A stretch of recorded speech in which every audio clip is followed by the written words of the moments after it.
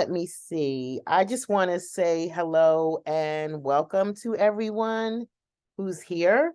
My name is Ola, and I am the creator and director of the Free Black Women's Library. This is a social art project that features a collection of 6,000 books written by Black women and Black non-binary writers as well. So welcome everybody. If you're in the Brooklyn, New York City, East Coast area, please come to our reading room, social site, literary space, cozy space that we have our storefront. Come check out the collection, take a free workshop, attend a film screening, make a new friend, and yeah, just have a really beautiful, sweet, relaxing time. This is a social space for everyone who loves to read, loves to create, loves to think and daydream, and really get in touch with your humanity. So we have this virtual reading club space that I started during the pandemic, and it opened up the library to a whole new community, which is those people who are outside of New York City. And it's just a beautiful thing because we have people who come to reading club from all over the world. We read books by Black women and Black non-binary writers. We read one book each month. This book that we're talking about today is called This Here Flesh, and it's by Coel Arthur Riley. Woo, this book is deep. This book is deep. And I'm excited to talk about it. It was the book that I actually chose for September, but Cole was not available, so I really wanted her to be here for the conversation, so that's why we're meeting today. It's always really wonderful to have the author of the book that we're discussing come to our reading club because then we can actually ask them questions and really dig in a little deeper, whether it's fiction or nonfiction. We can just really get to talk to them and understand their thought process behind what they wrote and etc. So if anyone has read the book, please, if you have questions for Cole, please feel free to put them in the chat, or you can come off mic. You're welcome to come off mic, raise your hand, right?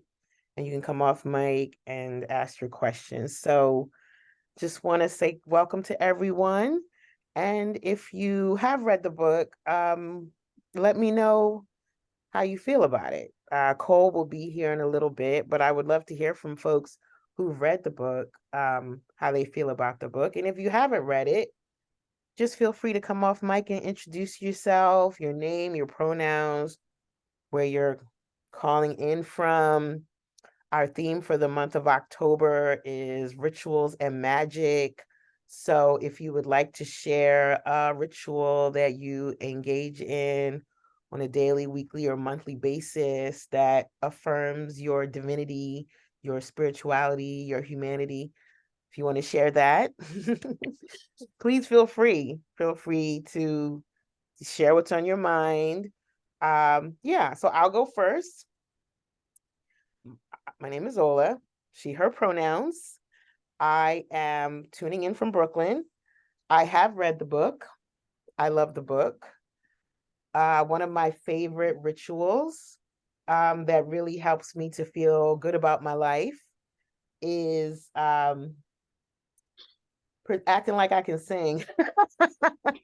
Singing and dancing in the house, playing my favorite songs, making up full choreography, pretending like one day I'm going to record it and post it on TikTok, which I never do. But just, yeah, I really love music. So listening to music is a really good ritual for me. Even sometimes when I'm feeling sad, I might listen to a sad song. Not sure if that makes sense, but somehow it makes me feel better. So yeah. So I'm gonna pass it to someone. I'm gonna pass it to Cam. Hi, Cam. Hey, Ola. I'm Cam. I did read the book. I read it last year though, and I haven't reread it. So I'm really excited to see the parts that that have been living rent free in my mind since, and to talk about them. I am calling in from Congo, actually, and please go to the store in New York if you're there. It's amazing. Um, and ritual as of late, I start every morning with a little prayer to everything in the natural world, which I like. And I will pass it. Wait, do I need to pass it to someone? Yes, you are going to pass it to someone, but I just have to shout you out because Cam, you're in the Congo? I am. Oh.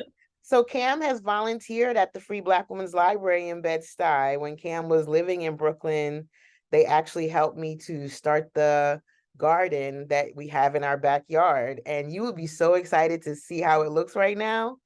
Cam is the one who helped me come lay down the dirt and the compost. We have marigolds, roses, elephant ears, sunflowers, honey. I'm so excited. Yeah. Please send So go pictures. ahead and pass it to someone though. Okay, I'll pass it to Gray.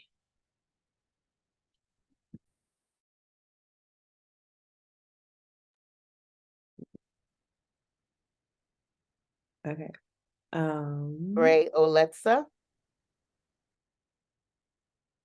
Maybe they're feeling shy. Okay. How about you, Joyce? Hello, everybody. I'm Joy Staples from Martinsville, Virginia, a small town near the North Carolina border. I have not read the book, but I listened to a free Audible a couple of days ago and I was blown away. So I have ordered the book. I have ordered the book like I need another book, but that's okay.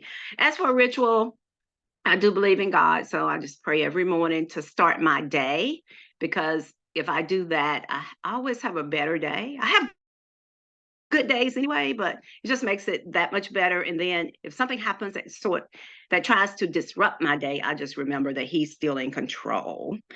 And I have not been to the free, but I am coming to New York just to visit that library, that store. It is on my bucket list. And my daughter travels a lot to New York. Actually, she just got back yesterday, but my schedule didn't allow for me to tag along with her this time. But I am coming. Trust and believe.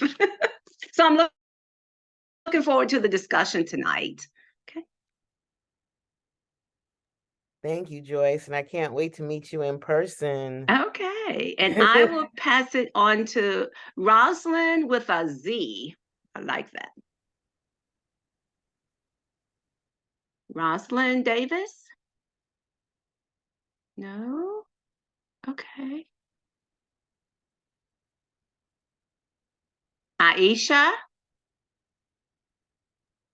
Oh, Rosalind just wrote in the chat, I'm here. Okay. Hey, I'm Rosalind, she Hi, said. Rosalind. Okay. Let me mute myself. Hi, Cole. Welcome. Is it okay if I call you Cole? Is that all right? Am I being too informal? No, that's great. Hi. Okay. Welcome, welcome. We're so excited to talk to you. We were just doing a little bit of intros, so since you're here, we can you can join in the intro. What we do is we share our name, pronouns, where we're tuning in from, and we talk about if we've read the book.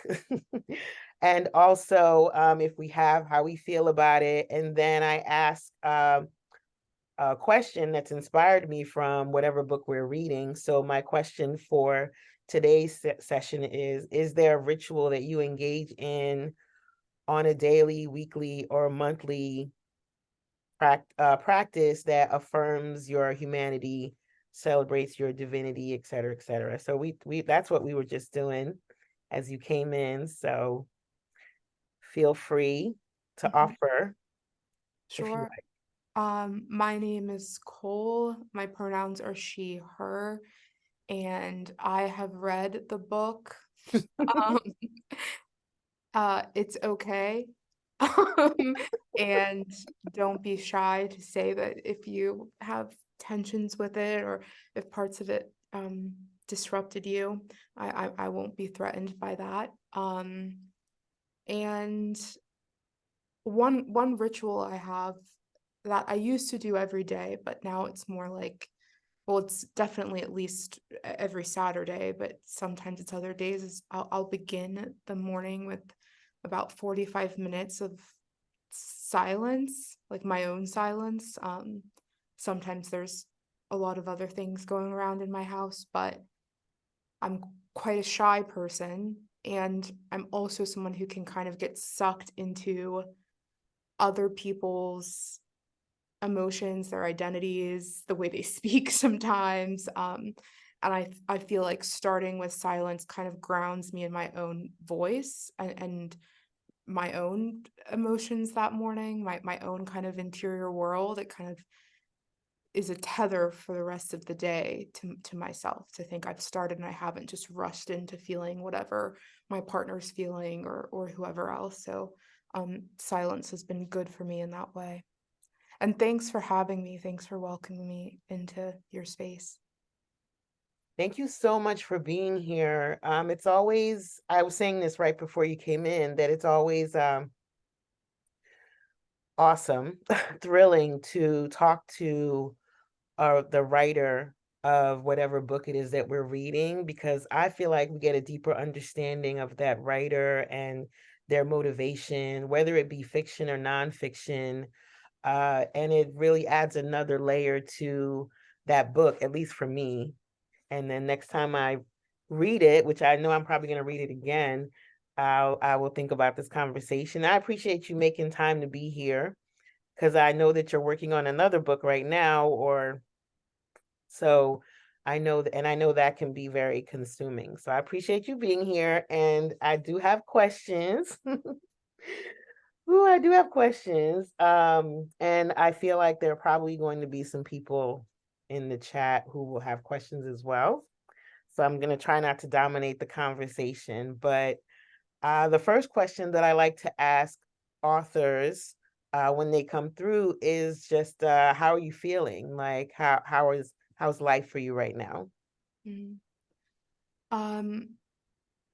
Life is a bit chaotic, but I'm feeling good.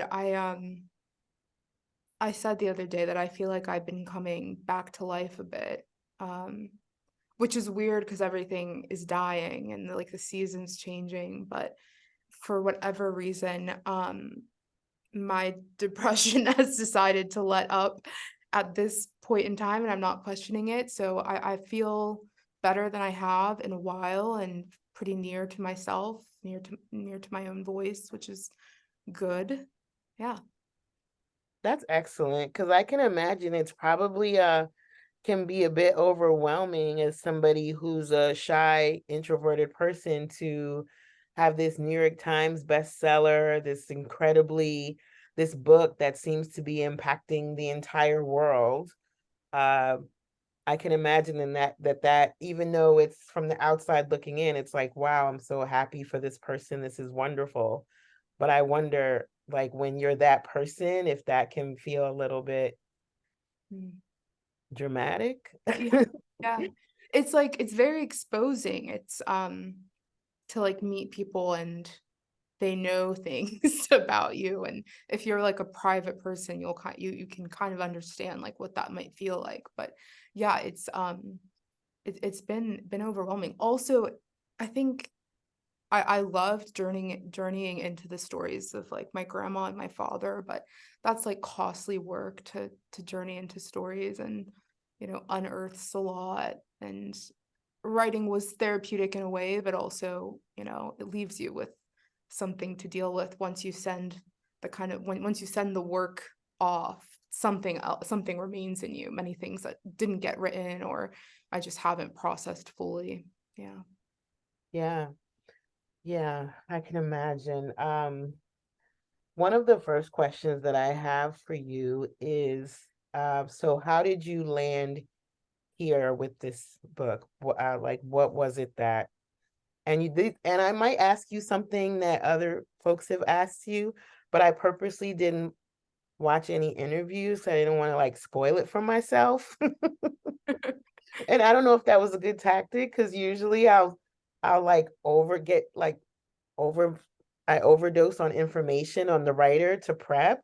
but I wanted this to feel more intuitive because this book just really touched me in a different way. So I'm sorry if I'm being like repetitive and you answered these questions before, because I know you do a lot of press. Yeah. No, I don't mind Okay. answering again. And but yeah, this book. So I've been interviewing, well, I'll start with the first kind of emotion, which was jealousy. Um, and I was kind of in this season of feeling really jealous of my spouse's family. I mean, he's white, and they have this room of memories, of journals, of diaries, of artifacts from their family that they've passed down throughout time. And I was standing in that room and feeling very overcome with kind of jealousy. And I think rightfully so, because so much of my family's story has been stolen. And kept from us, that we don't have much in the way of artifacts. We don't have kind of heirlooms that we're passing on to each other. And my grandma, I don't think she believed she had a lot that was worth anything. It would have been worth something to us, but all that to say, I was feeling this kind of void and this jealousy, and felt like, well, what can I do? Like, what can I curate for our family to kind of pass on? And I began this personal project before I knew I was going to write a book. I began this personal project of interviewing elders in my family and trying to like collect their stories for the younger generations. And I would either do audio recordings or video recordings. And as I was doing that, I was seeing so much overlap in my grandma's story and my father's story and my story, in terms of we're not the same, but how we cope, how we the things I've inherited in terms of coping, but also the beauty that I've inherited in terms of like coping and dealing with my particular story. Simultaneously, I'd started Black Liturgies, and publishers had begun reaching out about, do you want to write a book? And we're very kind of open-handed about what that would look like. And I was like, sure, and I'll just write a book about spirituality, since that's what I'm doing with the project Black Liturgies. But when I went to write, like, I couldn't write about dignity without writing about my dad greasing our scalps, my sister and I, scalps in the morning. And it's like I couldn't write about lament without writing about my grandma collapsed on the linoleum floor. And it was like their stories, because of that, personal endeavor, were so awakened me. It was very difficult to kind of just write a spiritual philosophy of certain topics without adding some kind of storied element. So I did that. And yeah, here we are. Yeah. And I'm curious to know, how did your family respond to your beautiful, sacred honesty of your story, their stories? They haven't read it. Well, only one person in my whole family has read my book. Well, my like biological family, my in-laws have read it, but the Arthurs.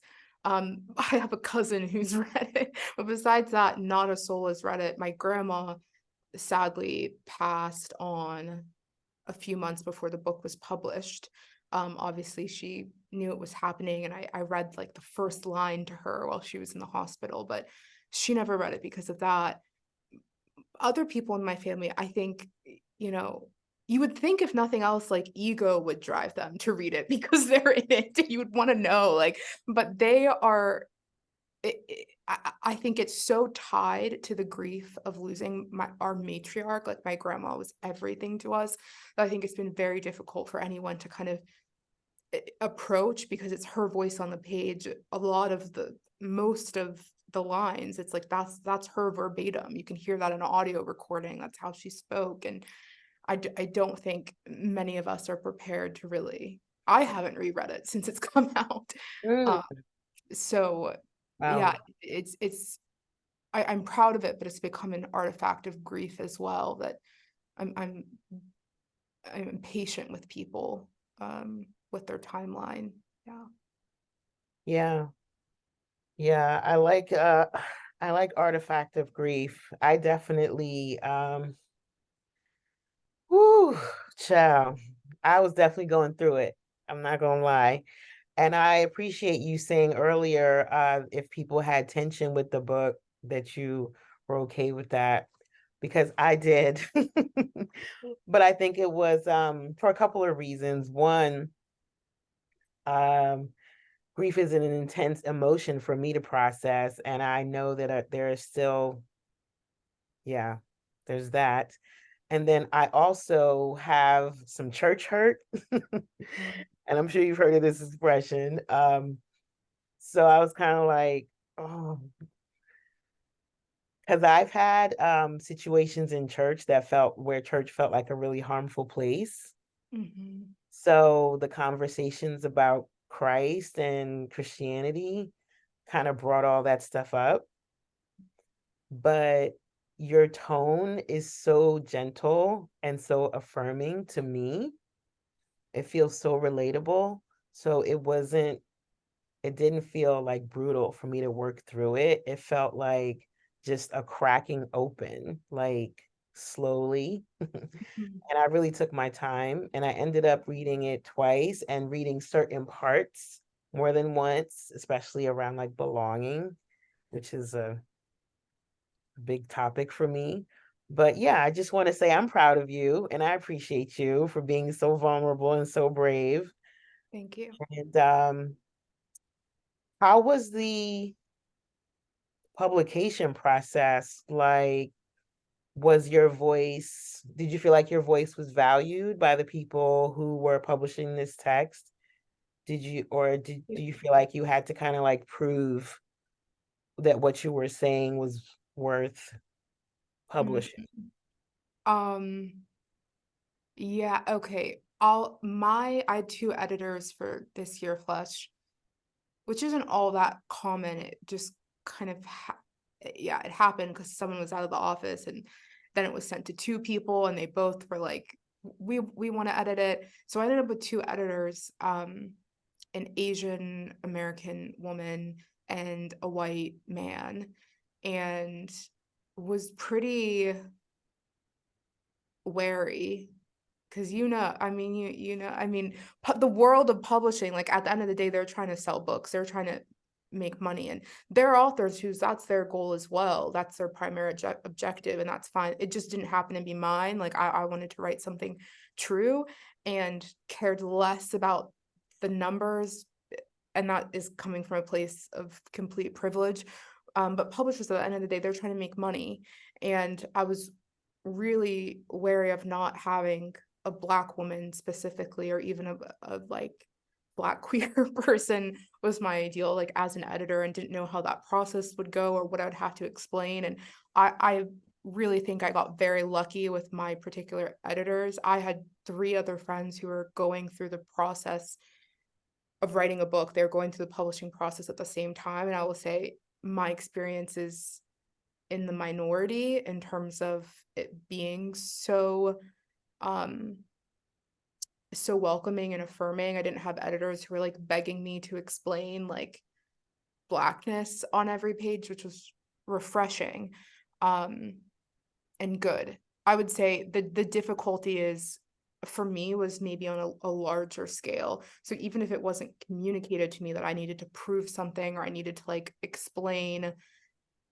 Blackness, explain greasing your scalp, like my editors never told me, what does that mean? Because not white people, they don't, I mean, a lot of Black people don't even grease their scalps anymore, like times have changed. So but they weren't asking me to clarify that, but I found myself internally feeling like I needed to explain the Black parts of the text at times, and had to really resist that and really ask myself regularly, like, who's in the room with you, Cole, as I was writing, like, who are you writing to? Who's in the room with you? And sometimes that would be like a bunch of like white intellectual professors from college that I wanted to like prove wrong.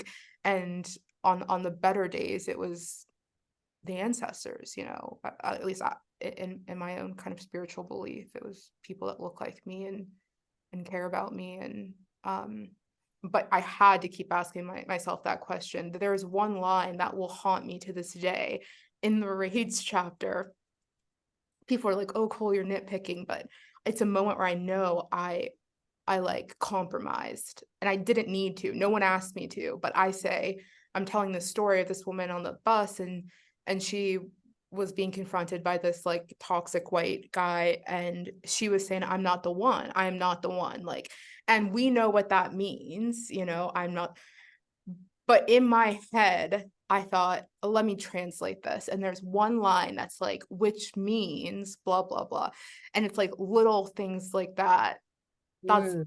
that I'm like, Cole, you didn't need to do that. And if I get a rewrite, if I get a second edition, it won't be there. Because yes, anyways, all that to say, it was a tension within myself and more of like a systemic pressure that I felt, as opposed to like a direct pressure from the publisher, thankfully. But I think I made choices, and some of them I'm proud of, and a few of them I'm like, cool, you didn't need to give that away. Yeah. Mm. Word. I think it's Toni Morrison who talks about the little Hmm. white man on the shoulder Yeah, the white gaze. Yeah. looking over you as you're writing, and you gotta knock him Yeah. and kick him down the street. Mhm. Don't just knock him off, but kick him down the street. Yeah. Yeah. Wow, that's incredible. I also wanted to ask you, so have you always considered yourself a writer? Because you're very poetic at like the way you use language is so beautiful. Have Thank you have you felt like you were going to be a writer your whole life? Because I know sometimes when we're doing something, we may not claim it. It's just maybe it's like that weird imposter syndrome thing. So Yeah. I just wonder if there was a moment in time where you were like, I'm a writer, Hmm. I period. Right. I think internally I think that's always been a primary identity for me. Whether or not I've been bold enough to say it is a different story.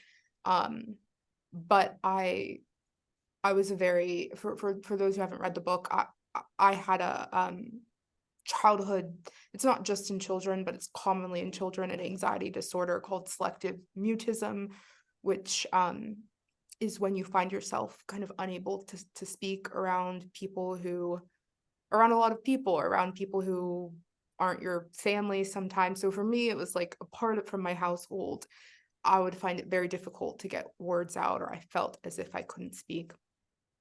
Anyways, I was, even when I grew out of that, I was a very shy child, and I was never very verbal um until I got maybe to high school and college. And my father began like bribing us to write poems and stories and things like that. And I was reading from a young age. And I think my father, who's not a reader, not a writer, would never claim to be, would never claim to be either of those things, like will not read a book. But he knew like he was going to need to do something for me to help me connect with the exterior world, because I was just not speaking. And so from a very early age, I was writing often more than I was communicating Mm, verbally, and journaling every single day.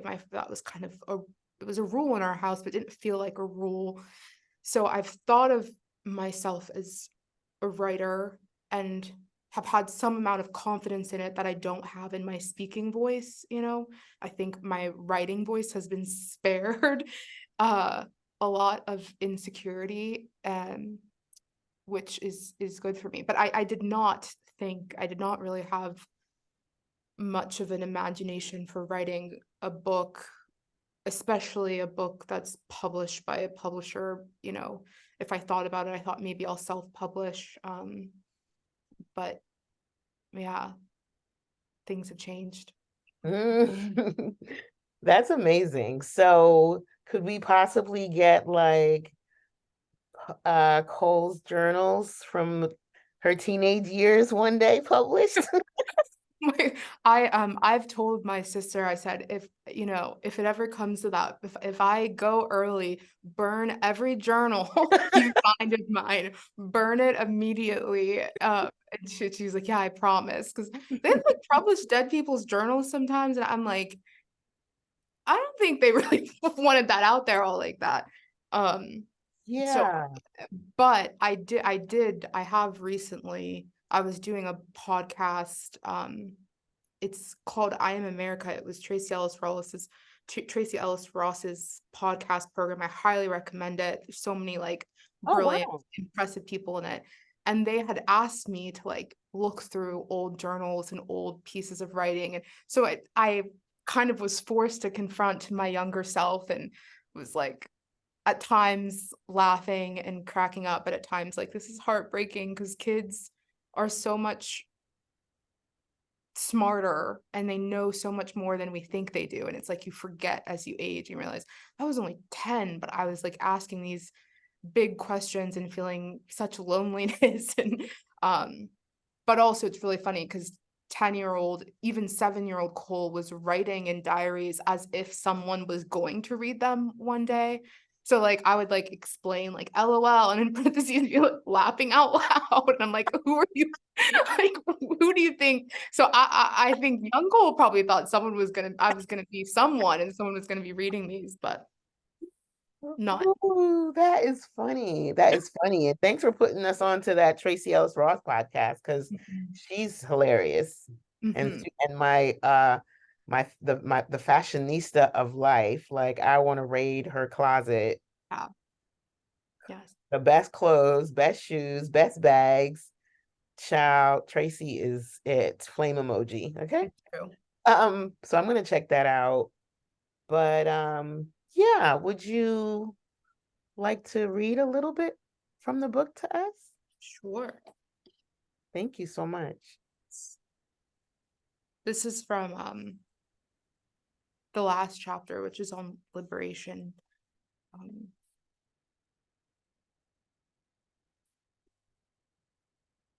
One day, at the end of all things, the legs of all the tables in the world will come alive. And without apology, they'll each begin plodding toward the space where the top and bottom of the earth meet. And we'll be terrified, of course, so some of us will go into hiding underground, but some, after pausing to feel sad or terrified or betrayed, will get brave and follow them. Those who are able to withstand the pilgrimage, who are able to push back despair in the company of the tableless, will make it to where they're going. And when they arrive, they'll find all of the moving tables lined up into one great plank tracing the entire equator.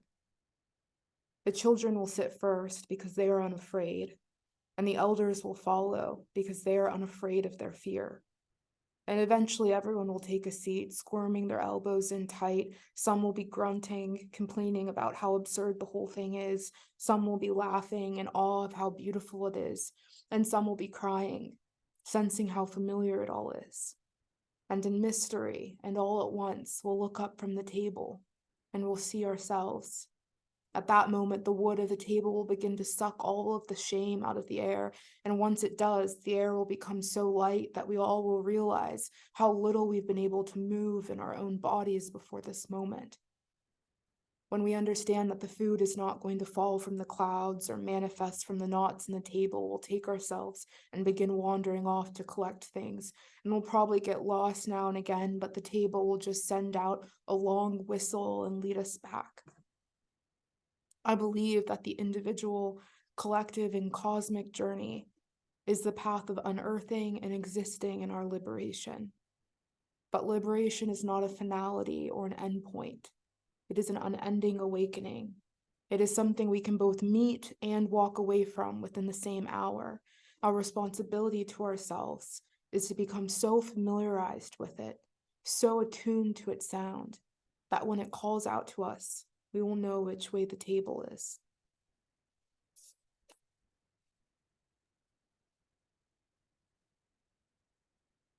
Mic drop. You ate, okay? As the kids like to say, you ate with this book. You ate. You took us to church and then brought us back home and then took us to church again. All right? All right. Yes, we're going to start taking questions from people within the session. I have just one last question. I feel like we're in divine alignment. Are we in tune with each other? Because my last question is about liberation, and liberation and safety. And if you feel like these two ways and spaces of being are synonymous, intersected, overlapped, can you have one without the other? Yeah, what do you think about that? And then we will go to Nicole.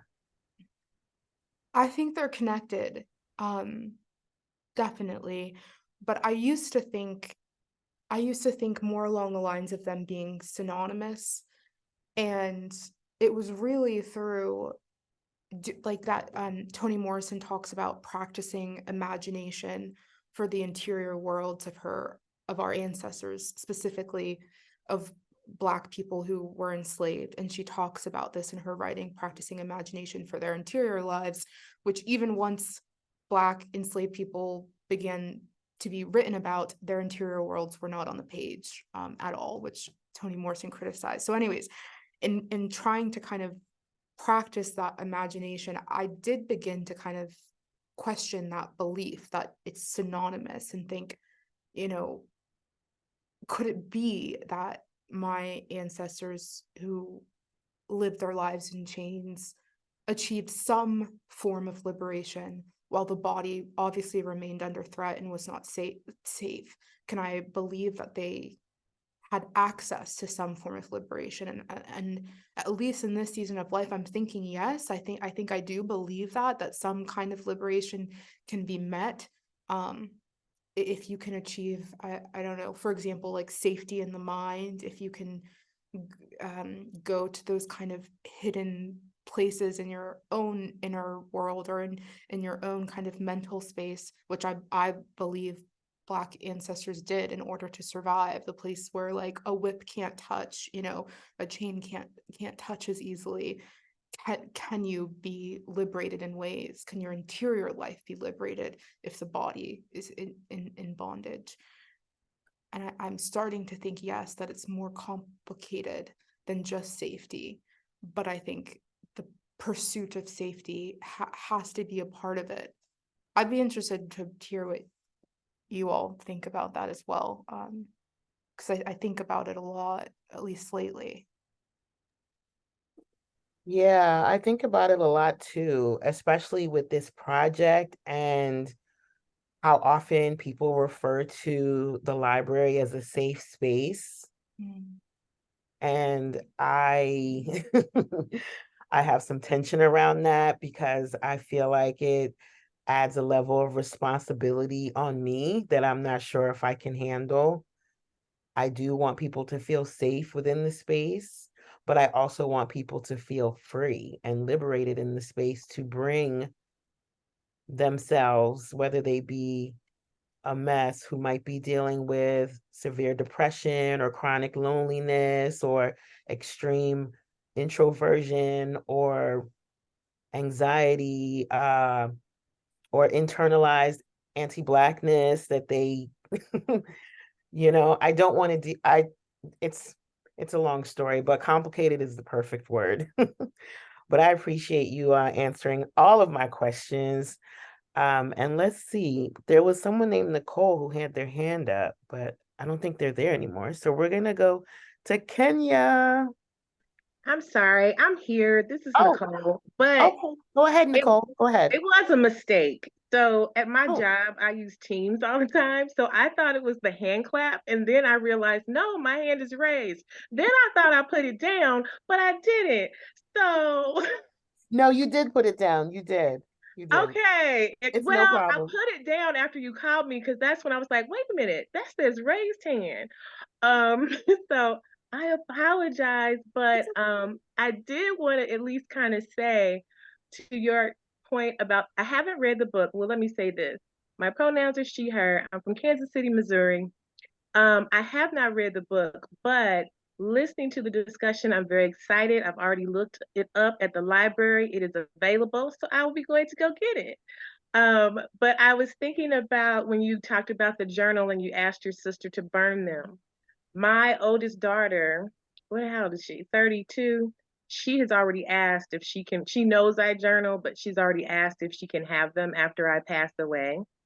So I figure I ain't gonna be here, so I'm sure it's some embarrassing stuff, but she can read it. But also, I think sometimes having generations read those things about us, it makes me more than just I'm her mom. Although we get along very well, but you talked about some of that knowledge as a child that you had when you read that journal. And maybe that's what we need to remind ourselves that young people and children have knowledge.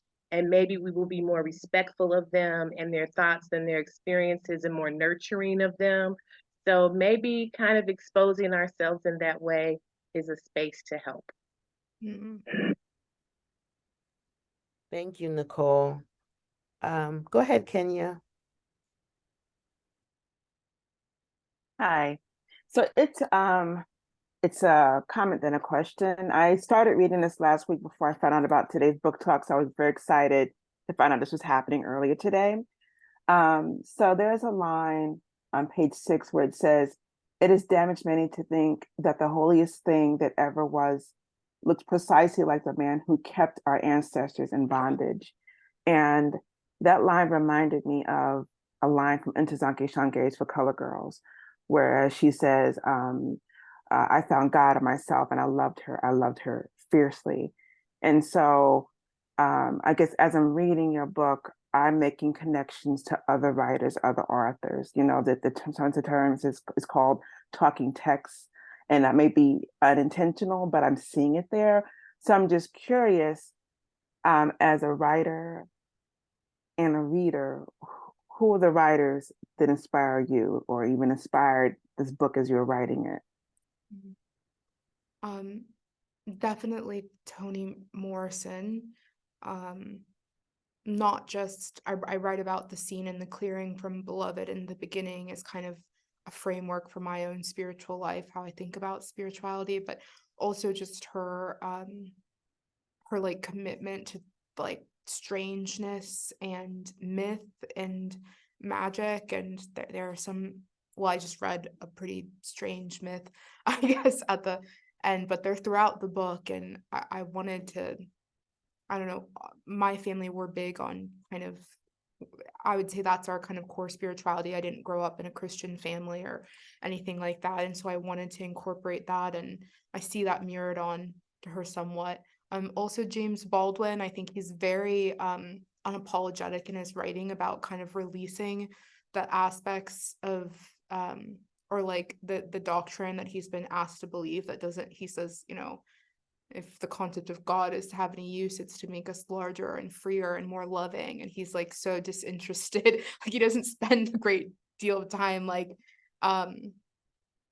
over explaining that or like in an apologetic for that. Instead, he's like, this is my relationship to the divine. That's what it is. And if that's not yours, and I don't think it has much use. And I kind of wanted to do that, to kind of write my own experience of the divine without so much apologizing and trying to convince anyone of it, or like apologizing for using, you know, they them pronouns for God at times. I don't explain why I did that. You know, I'm not really interested in explaining that. If that's not what other people are interested in, that's fine. But this is, so I think I tried to adopt some of that. Yeah, other writers that I admire and probably show up on the page in ways are Amani Perry and Kiesi Limon, who wrote Heavy. My friend who is an author named Dante Stewart wrote a book called Shouting in the Fire a few months before me, and he's like a preacher all over. And so our books are quite different. because he has a little more authority when he writes, and I'm a lot of maybes. But I think our books complement each other and are in conversation with each other. And lastly, I think Audre Lorde, the uses of anger, I think about all of the time lately, and was like integral. I mean, I quote it in the chapter on rage, but like the rage chapter was the one chapter that I struggled with so much. It was basically a complete rewrite, and I couldn't have rewritten it without her, without Audre Lorde. Yes, all of my faves. That's me screaming. The way some people scream for Beyonce is the way I scream for Toni Morrison, Audre Lorde, James Baldwin, child. And I really appreciate the different the they them pronouns. I really, because when I first read it, I was like, oh, okay. And as I read through it, the different pronouns that were used to refer to the divine, and the conversation about God and seeing God in nature and in family and in feeling, and just thinking really expansively, like allowing me to think expansively about what God is, what God can be, the God within myself. Like that really, that has really caused me to do some deep thinking. Because like I said earlier, I got some really bad church hurt. And you have definitely helped me to reconcile and differentiate my experiences and my hurt, like separate that from my actual relationship. Like my relationship is mine and it has nothing to do with the church specifically. So thank you for that. Go ahead, Ellen. This is not my turn to talk, so I'm going to try not to talk. Go ahead, Ellen. Hi, I just want to say thank you so much for hosting this event, and Cole, thank you so much for being here. I'm such a fan. My name is Ellen Capard. I own Books and Bagels bookstore in the heart of Wilmington, Delaware. It is a Black-owned, female-owned bookstore. Trying to foster love of reading here in Wilmington. So I read this book and I devoured it, and then I sat with it and devoured it again. Some parts. And I think it's so beautiful. I couldn't even write in it, so I'm going to have to get another copy to annotate. But one part that really I've sat with and meditated on was when you spoke of rage, and on page 113 you say, I remember when I first read the psalmist begging God to break the teeth of his enemies in their mouth. I couldn't believe all the priests and pastors in my life got away with never mentioning this. Anger expressed in the interior life is permitted to exist in its rawest and most honest form. It is not kept private out of shame or because it is inferior in status to public anger. Rather, its privacy grants us the freedom to understand our rage without pressure or compulsion to dilute it. It gives us the space to be laid bare and have our anger, like any emotion, refined in the presence of the divine. And I feel like you wrote that for me, and thank you for writing that for me. And I have a relationship with anger that I'm exploring now more authentically, reading those words. So thank you for that liberation. Thank you for reading. Thank you, Ellen. Go ahead, Cam. Okay. Yes. So my question is like going back to like the they them. I also like don't actually know if it's a question. We'll see how it goes. So it's like I realized that I had a lot of resistance with the divine being, with the he him pronouns of the divine versus all the others, and it was a very interesting, because like I do also have church hurt. It was really interesting to be able to notice that and be like, huh, okay, like maybe we work through this, maybe we don't, but like at least it was like I was, like Ola said, able to just separate and expand my view of the divine. And I think this book does it very beautifully. Like the part where you're like, I found God giggling with this child, even though like nature is beautiful, but also it's like in the relationships that we have. So yeah, thank you. I guess not a question, but yes, a comment. Yeah. Thank you for reading, and yeah, I resonate with that. I mean, I get a lot of messages about it, either relief or like tension, and yeah, I would just say, like if you feel tension with the male pronouns, there's a reason, and not to force it. And I, I'm other people would have different opinions, but to me, I don't think it's that integral to try to force a relationship with a male god if that doesn't feel safe or like good to you in this season. And maybe in 10 years it will, but if it doesn't, then why force it? Like what's lost in that? At least for me, I don't think much is lost. And so yeah, yeah, anyways, thanks for being honest about that, because I feel that way too. Like I used male pronouns at times, but I didn't really know when to and when not to. And then I tried not to overthink it, but yeah. And with my next book, I've also had that trouble. I mostly use they, them pronouns in my next book. I don't they, them, and then she, her, but I feel somewhat conflicted about that. I'm just trying to be patient with myself, really. Like there's no rush. Anyways, thanks for sharing that. That's beautiful. Thank you, Kim. Go ahead, Yolanda. Hello, everybody. My name is Yolanda. I'm in Brooklyn. My pronouns are she, her. Sis, thank you so much for doing this and hosting this. I will definitely be visiting the Free Black Women's Library. I'm ashamed. I've never been. Coel, thank you so much. This book, woo, man, this book has been a feast. I started reading it last year and I stopped because it was too good. I felt like a little kid again, like with the Archie comics, like, you know, you didn't want a book to end and you would read it slow. And so I'm still not done. But I work for a church. I'm a professional Christian. I joke. This book resonated with me. I went to a white evangelical seminary and it just set me free. I just want to thank you. Like, I definitely feel like, I don't even, my words fail me, but thank you for writing this. I felt very seen. I felt set free, as, you know, someone that still has ties to that world, to just be able to express and teach in a way that's not like centering the white male gaze, to not read the Bible like a white man. I think through this book, it helped me to discover that I was taught to read the Bible like a white man. You know, and all the professors and all the people that you read are influenced by white male theologians. And so my favorite chapter was Wonder. I was in a dark place. Chapter. What happened?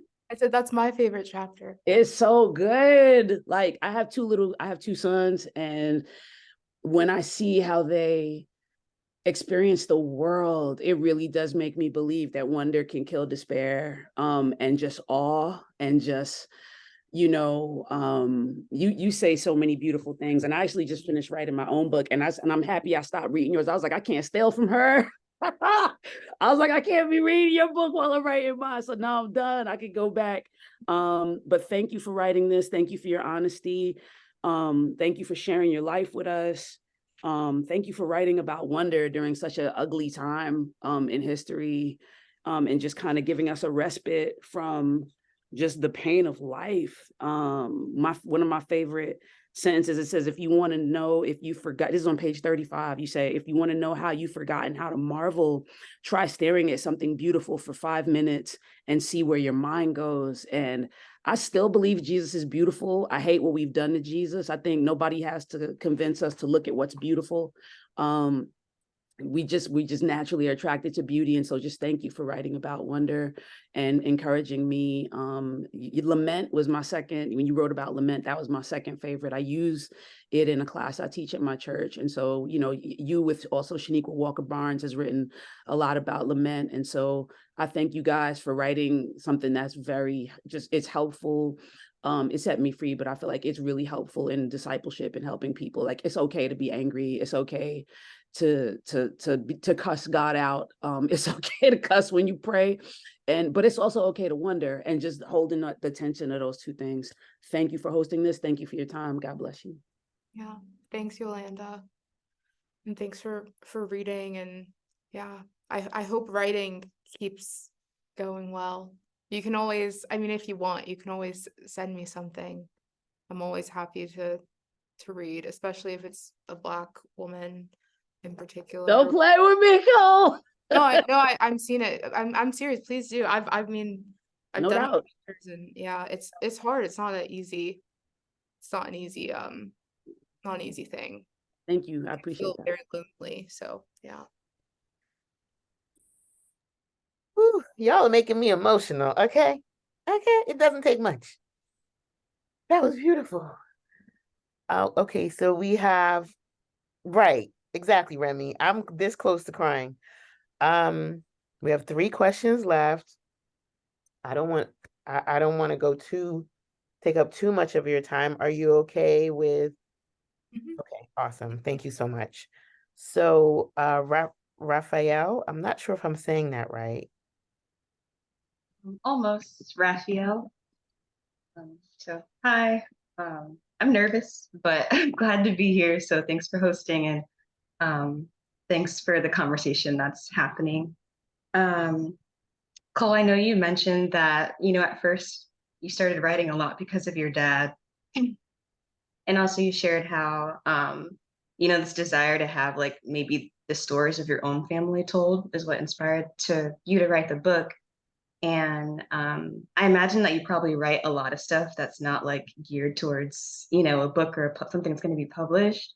So I was kind of curious what spurs you to write in those moments? Like what kind of is that inspiration, I guess, to write, or the need to write? I'm just curious about that. Because I've been finding like lately I felt really sensitive, and I'm finding like I have to write. Like if I don't write, I don't know, maybe I'm reactive or something. Like that's just that way that I've been able to get stuff out. So I'm just curious about like what's kind of spurring you to write. Well, that's beautiful. That's happening for you. I think similarly, I feel like I need somewhat of an outlet, but I'm very interested, at least in the season of life, around like I'm interested in humans, like what it means to be human, maybe because I'm figuring out who I am as a 33-year-old for the first time in my life, asking serious questions about who I am um and who I come from, which makes me kind of question in general, what does it mean to be a human? What does it mean to grieve? What does it mean to hope? What does it mean to lose someone or desire someone? And I have a hard time making sense of those things or processing those kind of core questions, the core questions of my life right now, if it's not on the page. Like if it's just in my head, some people are very mental processors. They can do it. They can process in their mind or in their bodies or through dance or whatever. If it's just in my head, it gets all tangled up and I feel quite hopeless, or like I'm not really quite getting at what it means to be human with particularity. If it's on the page, I see things a little more clearly. I see myself clearly. I hope that's not too vague of an answer. But more on a more basic level, what motivates me to write is just survival. I told my agent the other day, like I'm just trying to survive, and I feel like I have a choice to make. Like I can either throw in the towel, not to get too dark, or I can pick up the pen. Like I reach a point in my life where those were my options, and I chose the pen, thankfully, and I hope I keep choosing it. Thanks for asking.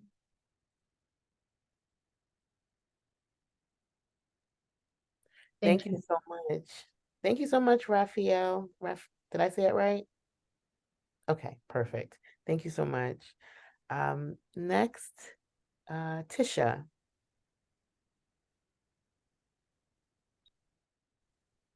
Hi there.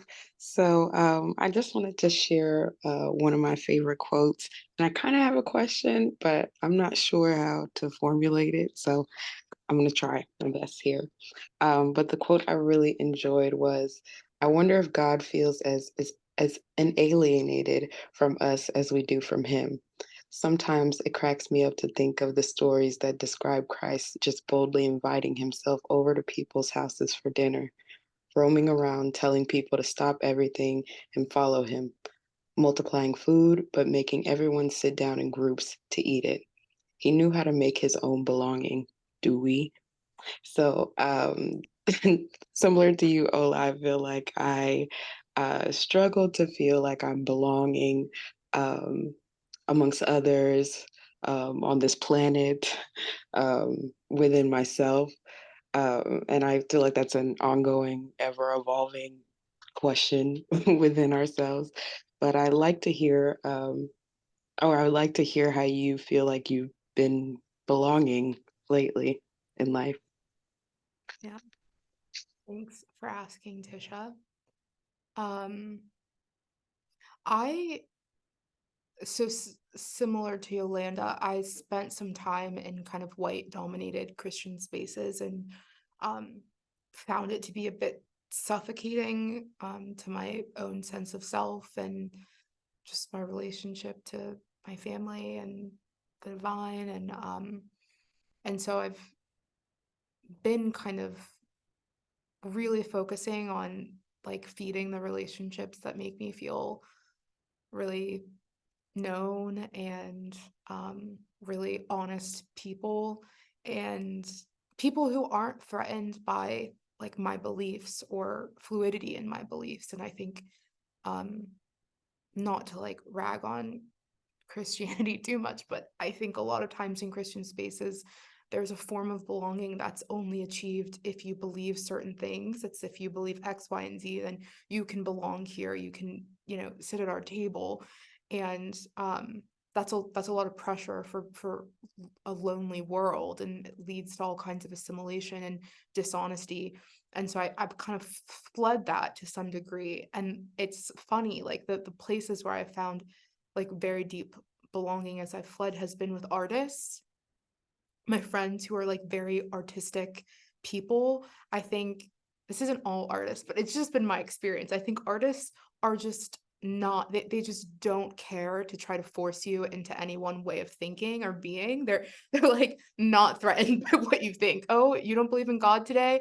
Like the poet does not care. It's tell me what you saw at your window. And I find that very healing for me in a season where I'm doing a lot of kind of self-discovery, self-reclamation, to be in company with people who, again, like aren't going to reject me or alienate me if I don't fit their some idea of me, or if I don't fit with what a group believes. So that's been very refreshing. I find my closest friends, or the friends who have stayed and who I've wanted to stay, they're all artists, open-minded. Yeah. Yeah, shout out to us artists, us weirdos. We're like, you're a unicorn today? Awesome. You want to go to nursing school? Go for it. You want to travel the world alone with just a backpack and an extra pair of sneakers? How can I support you? Awesome. Okay, go ahead, Lori. Hi, I'm Lori, as you can see. Thank you for creating this space for us to have a discussion as Black women about this book. And I listened to the book as an audiobook. So I've lived with your voice, Coel, for a few days at least. Although I do feel like I'm, it's one of those books that not only do I feel the need to go back and read it again, but I'm looking forward to it. It was an invitation to sort of delve deeper into your ideas, which I really appreciate. And one of the writers that you didn't mention, which I kept thinking about when I was reading your book, was W.E.B. Du Bois and the Souls of Black Folk from 1903, which is a meditation from a Black social scientist who has become disillusioned with science, and who sort of turns back to spirituality and to sort of ethical notions of the self to talk about the state of Black life. And, at certain points, he gets very personal. He talks about the death of his infant son in one chapter. He talks about the souls and the strivings of Black folk, regular Black people, not exceptional Black people. And it just reminded me of the way that you talked about your family and just their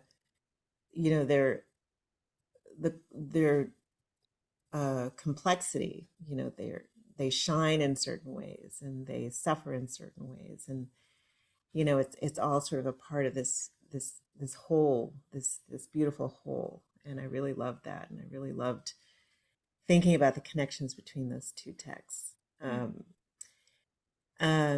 And he writes from a place of, I don't know if I mentioned this, but he writes this after the lynching of a Black man named Sam Hose, whose knuckles are displayed in a butcher shop. And so he's just, it's written from a point of despair. So I just wonder if Du Bois wasn't in your list of writers, but I'm just wondering if he figures at all in your ancestry, your literary ancestry at all. And the question I have, I guess the second question I have is, what would you like for people to do with your book? To your first question, I've not one, not two, but 3 copies of The Souls of Black Folk upstairs on my bookshelf, and I have not read it. One that I purchased, 2 that were given to me, and I've never read it. It's kind of intimidating. It's dense. It's not anyways, I've not read it, unfortunately, but this is the first time anyone's kind of explained it to me. I bought it because it was one of those books that I knew, like, I need to have, and I need to encounter at some point. But and then people just started giving them. I mean, 2 people gave them to me. Anyways, no, I have not read, and now I feel kind of encouraged to try again and not be so intimidated by that text. Your second question, what do I hope people do with the book? I think, I don't know, I kind of, I've been most excited by, like, I've given lectures, and when someone kind of raises their hand and says, I've started to interview, like, my grandma or my grandfather or my parents, and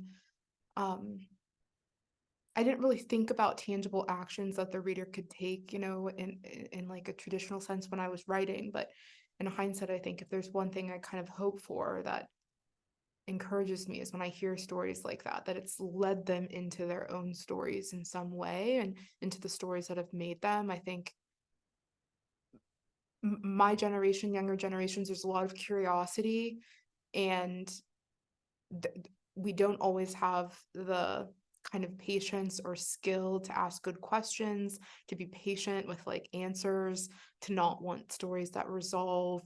And so if I could maybe get people to a place where they're interested in kind of collecting and preserving familial stories, however small, or some of the stories I tell, they seem kind of minor, even they don't really resolve, or they seem like kind of small moments. But if we even start to collect those moments and realize how they formed us, I would be proud of that. Yeah.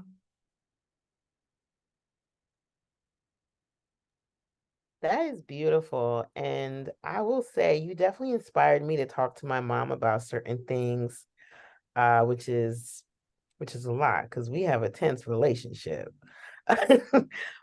All right, so this is our last question from Miss Sue Rock. Good evening, everyone. And Olaranka, you put your foot in it tonight. This is quite fantastic. I thought this was going to be a get together girl talk, and you've shown us out with Ms. Cole right here. Hello, Ms. Cole. I hope you are doing well.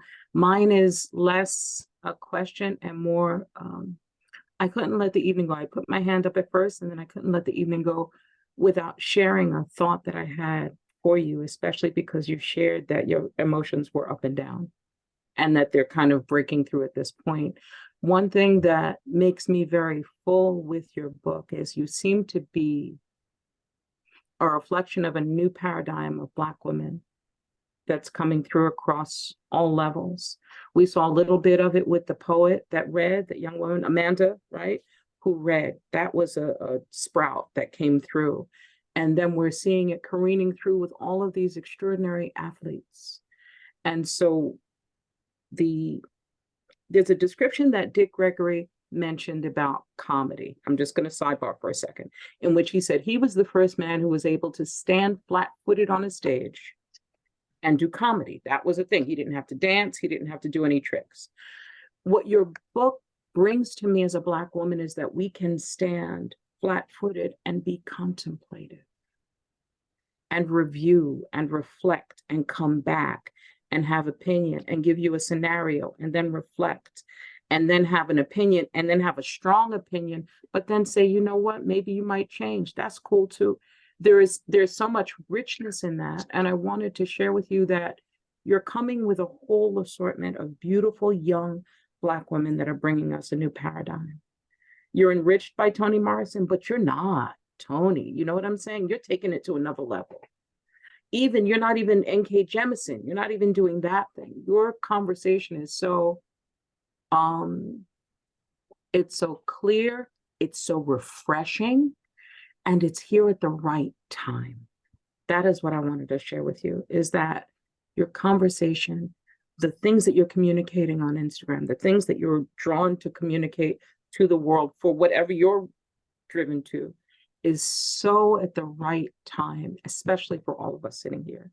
And there's no way to thank you enough, but not to be within the disabilities that you go through, within the pain that you're working through. Your words are coming at the right time, every time. And that's what's so fascinating and so ingenious, I find, about your work. And I appreciate it greatly. And I just wanted to share that to you before we left. Thank you, Sue. You are more than welcome. I'll probably have a little cry after this myself. Good. Thank you for that encouragement. Yeah, it's at the right time every single time. And it's because it's not in times of yore, right? There would be a group of people, like you'd have SNCC, or it'd be a group of women, but it's not like that now. But you guys are there.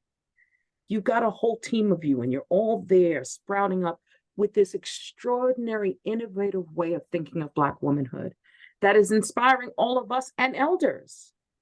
It's inspiring us elders to stand flat-footed and have a different perspective, or express things in a different way, or not express things in a certain way, but to be our own selves. It really, really helps. It really helps. Thank you. Welcome. Yes. Thank you, Sue. You ate. What a perfect way for us to close this session out. Woo, I feel touched. I feel like excited, inspired, and so grateful, like so grateful. Woo, for today's session. I appreciate everyone that was in the room. Thank you for your comments in the chat. Thank you for sharing space and time with us. Coel, sorry.